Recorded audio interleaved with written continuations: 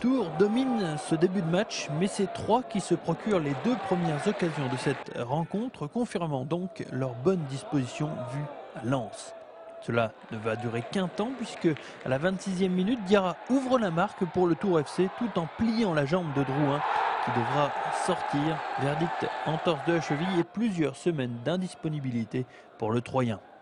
Cela perturbe quelque peu les Aubois qui encaissent un second but 12 minutes plus tard, l'œuvre de Ndiaye.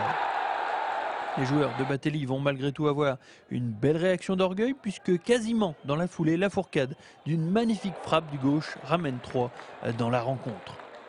Malheureusement, le sort va s'en mêler puisque pendant les arrêts de jeu, M. Djouzi, l'arbitre de cette rencontre, va donner un pénalty au Tourangeau suite à une faute de Mathieu Baudry. Mais voilà, la faute est inexistante. Non, il n'y a pas de pénalty en fait parce que je dégage et puis dans le prolongement de mon geste, il y a l'attaquant qui vient me buter dessus, mais en fait ouais, il me saute dessus. Donc. Kéchirou transforme le pénalty et voilà les Troyens qui repartent au vestiaire avec un handicap de 2 buts. Cela ne s'arrange pas en seconde période puisque sur un magnifique centre au cordeau d'Attic, Ndiaye marque le 4e but de son équipe à l'heure de jeu. C'est à ce moment que Tours s'arrête complètement de jouer et que l'Estac va avoir quelques espaces, ce qui permet à Québé de garder espoir grâce à cette passe de Baudry.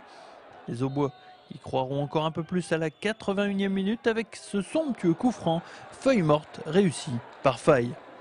Faussurier détiendra même la balle de l'égalisation, mais Tours s'impose tout de même le plus logiquement du monde. Je pense qu'on a le sentiment de s'être battu nous-mêmes. On a fait une première mi-temps trop triste pour pouvoir espérer un résultat.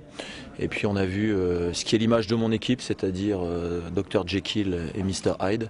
C'est-à-dire capable lundi de faire un match plein, capable de faire des choses de très haut niveau. Et puis de s'oublier totalement en première mi-temps. Et puis de se retrouver en deuxième avec le coup de gueule de la mi-temps.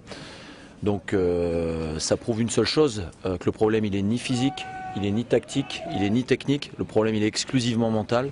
11e défaite de la saison, l'Estac continue de s'enfoncer encore un peu plus au classement. L'Estac n'est certes pas encore relégable, mais à la vitesse à laquelle remonte Reims, ce sera bientôt le cas.